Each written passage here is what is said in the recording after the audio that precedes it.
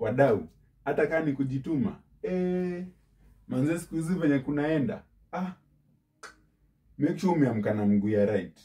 Kuna siku mimi nakumbuka niliamka na mguu ya left. Nikafika halfway. Nikakumbuka oh shit. Nilikanyanga chini na mguu ya left kwanza. Manze jona venye siku hizi uskili bidi nikarudi. Nikafika kwa nyumba nikajifanya nimelala kama 2 seconds, nikashuka sasa na mguu ya right vizuri. Sababu nashangaa siku hizi kwani watu mnafanyia booking the early bird. Bana unarauka tu, umerauka. Na giza umekazana huko karibu uingie kwa siu. Unangangana. Kumbe the early bird ya this week ilibukiwa na mjamaa mwingine last month. Akabook, akapata appointment yake, hapo ndio zimefika kubukiwa, akabukia hiyo siku. So umeamka mapema.